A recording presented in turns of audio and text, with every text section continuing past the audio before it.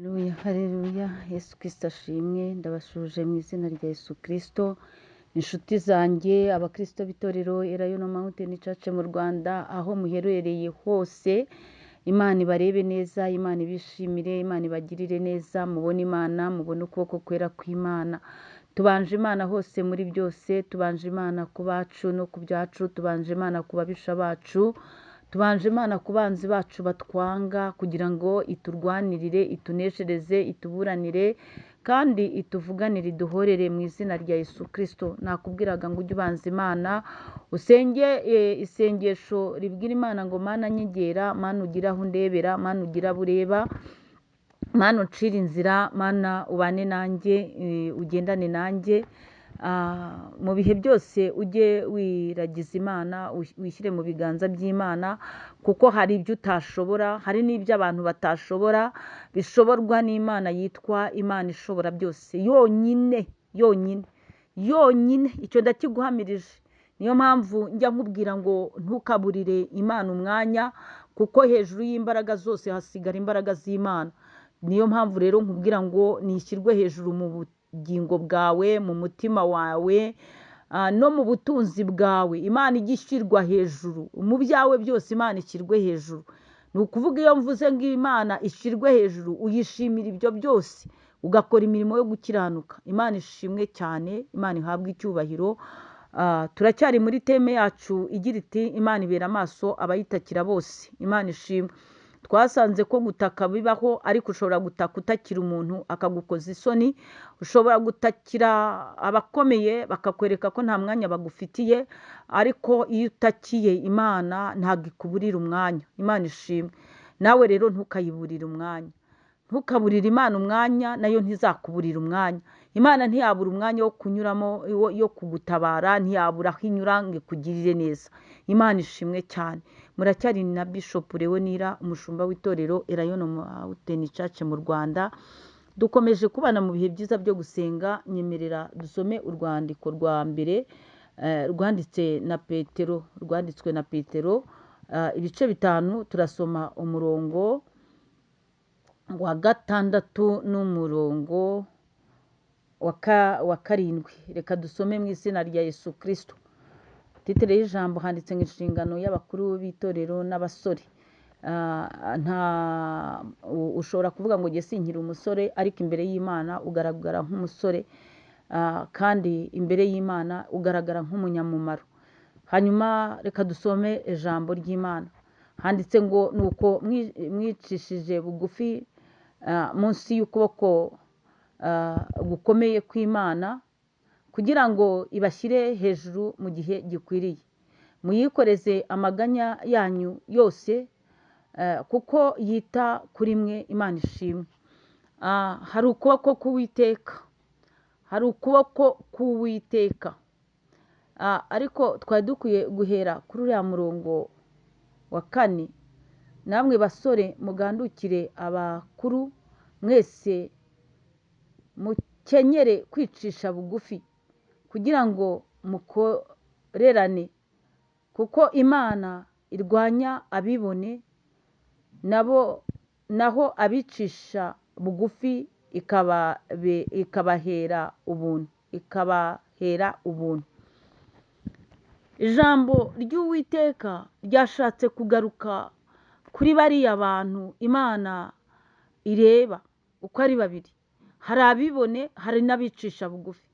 Sinzi icyiciro urimo, ariko umutima wawe wo urahita ugushyira mu cyicaro cyawe. Nimba uri umwibone, ni kwa kundi ureba abantu bose ukabona urabarenze, ukabona ntawe wakumva, ukabona reka, ukumva rwose wowe ufite itandukaniro rikomeye n'abo bantu, ariko iryo tandukaniro ryawe ntabwo ari itandukaniro ry'uko usenga Imana, ry'uko wubaha Imana, ahubwo ni itandukaniro ry'ibintu by'ibyaha no kwikakaza no kwishyira hejuru. Abo rero Imana niyo ivuga ngo abo bibone, abo bishyira hejuru, abo ngabo, abo bibone, abo Imana irabarwanya. Uzi kurwanywa n'Imana, uzi Imana yururukiye kukurwanya. abibona imana irabarwanya, ifite uburyo yo ibirwaniriza yo ubwayo, ngo abibona imana irabarwanya, ngo ariko abicisha bugufi imana ishimwe ibahera ubuntu. Abicisha bugufi, abagenda bicishije bugufi, imana ibahera ubuntu, imana ishimwe.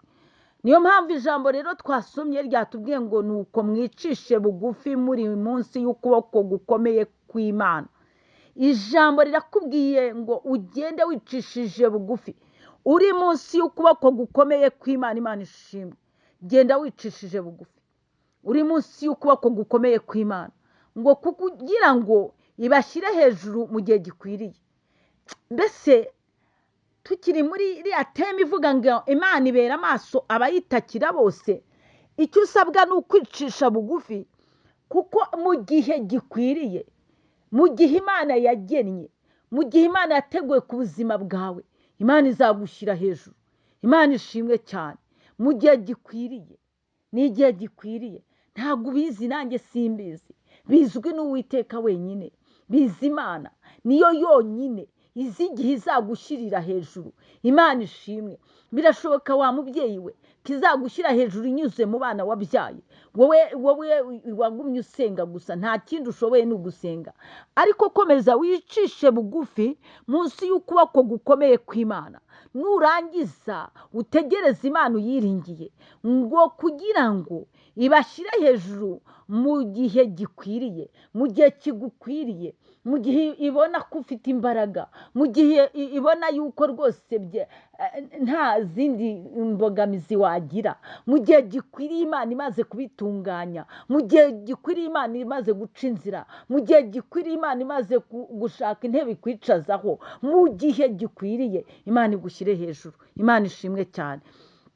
Ijambo rikomeze rivuga ngo muyikoreze amaganya yanyu yose kuko yita kuri mwe.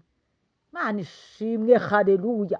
Ngo muyikoreze amaganya yanyu yose. Ntikubwiye ngo ugire icyo uyibwira ikindi uyikibwira abantu, uyikoreze amaganya yawe yose, ngo kuko yita kuri twe, kuko yita kuri mwe.